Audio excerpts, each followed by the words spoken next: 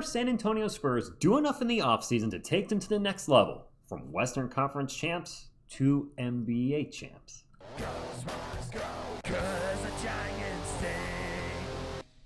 What is up, San Antonio Spurs fans? Welcome to TSR Sports. Hope you've been having a great week. It's been a while, much needed little vacation here for TSR Sports, and I want to talk about our offseason and then answer the question I presented at the start. Did the Spurs do enough to get to that level, NBA champions? First, let's talk about the draft. I do think this is a great draft. However, I do think only Terrence Reed Jr. has a chance to contribute to the team this season. Jaden Quinton's JQ, probably going to miss the entire season. And then Jacoby and Malik, more than likely, I think they're going to spend all season with the Austin Spurs. But I'll be pleasantly surprised if they get any time on the main roster and contribute to the team. Now, as far as free agency, we made one move. They signed Tobias Harris. Big question with Tobias is, will he start or will he come off the bench? Either way, he does address a couple needs, size and depth, and he is a decent three-point shooter. As far as re-signing vets that have already been with the team, well, we brought back two, Harrison Barnes and Jordan McLaughlin.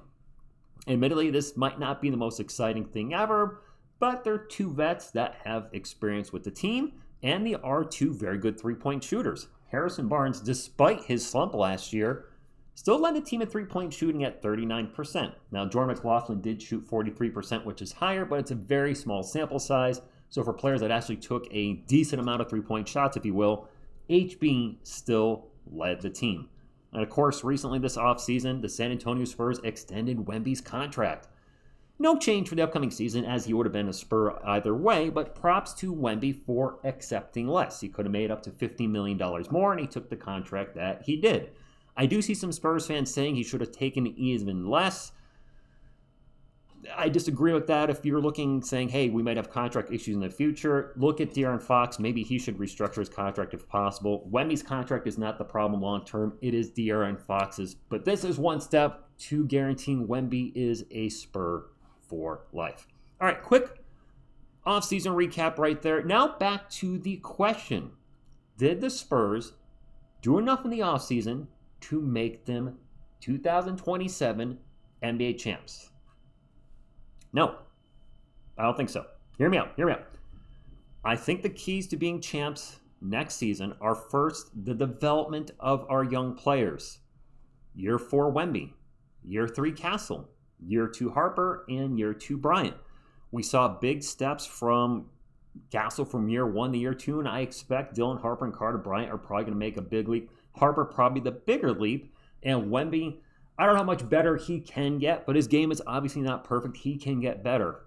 Those 4 players, if they can get just maybe better three-point shooting from Harper and Castle, less turnovers from Castle, maybe Wemby's cardio's a little better, it'd be huge if all these players take some sort of leap next season. Think about it.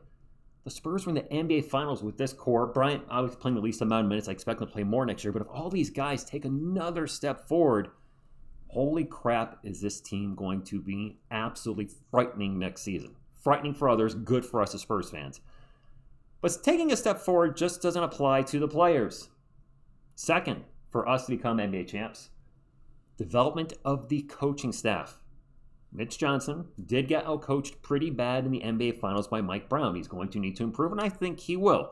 I'm not part of the Fire Mitch crowd. I want to give him the benefit of the doubt that he'll do better this coming season. And also the big question mark of Billy Donovan. How will he affect the offense? Will he unlock the full potential of this offense?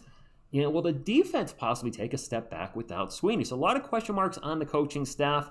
And then number 3, our vets bouncing back. De'Aaron Fox, I know he was injured in the playoffs, but he's still on this list. De'Aaron Fox, Keldon Johnson, and Luke Kornet.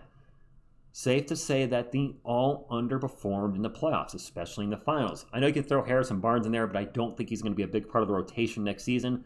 Those 3 guys, though, Fox, especially Fox, will still be a starter. Johnson and Kornet, I'm hoping this is some sort of redemption for them. And I do think the Spurs can win it all next season, absolutely. Maybe it's against the Knicks again.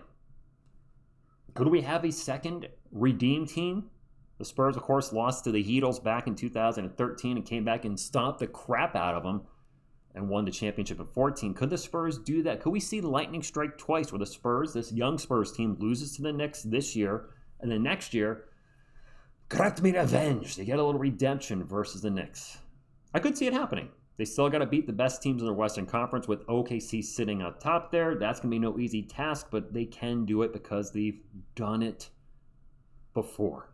I'm very excited for the next season, or this coming season, should I say, and although the roster has not changed much, it could still change a lot with the development of our young guys. So that's what I'm really focused on. Carter Bryant looked a little rusty in that first Summer League game as expected.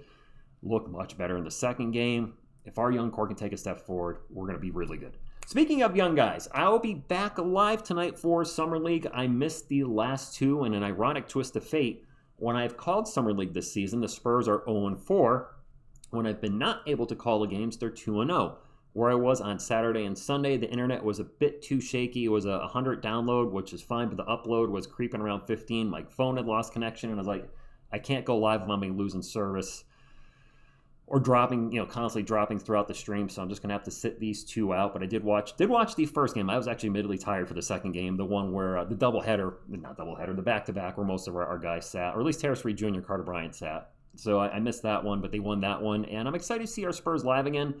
Correct me if I'm wrong for those of you that have stuck around this long to the end of the video. If the Spurs win tonight, I believe they're in the Summer League playoffs. They'll be 3-1. And California, of course, has no effect on it. If they lose, though, I believe they are out and they'll be in the losers bracket. But I'll be glad to see our guys again. Hopefully you guys are still glad to hang out TSR Sports this summer to do maybe one or two more Spurs games live. And then, of course, we'll be off live until October. As far as content moving forward in the future, besides the week off I just had, I feel good about doing content. I'm actually feeling energizing. I'm still battered meeting you guys. Some of you watch the bruises are actually getting a little worse from the Spartans I did over the weekend, but it was totally worth it. And I'm looking forward to maybe getting back to getting the music stuff back on track. We've had that Slinging That D music video in the works for far too long. I need to finish that. I also have a That's My Johnson. Spoiler alert for those that have stayed this long, or a little surprised that I do have a That's My Johnson song dedicated to Keldon Johnson. Obviously, there's a lot of double entendre there with his name, and do have some videos planned, even one with Miss TSR, so the Spurs content will slow down, not to the length it did on the little vacation I was on for a week, but I do expect in August, September, 1 to 2 Spurs videos a week, along with random Yankee shorts and Giant shorts, but hopefully a music video sooner than later. That's been taking far too long, and I've been talking about it way too much to not have a finished product yet. All right, that's enough about me. Your thoughts? Do you agree with the 3 keys that I did for the Spurs to be champs next year? The development of our young guys, development of the coaching staff, and the vets that struggle in the playoffs bouncing back. Very curious on your thoughts. Drop a comment down below. Hit the thumbs up if you enjoyed the video and like to support the channel. And subscribe to become part of our Spurs community. I'll see you tonight. Thank you, and as always, go Spurs go.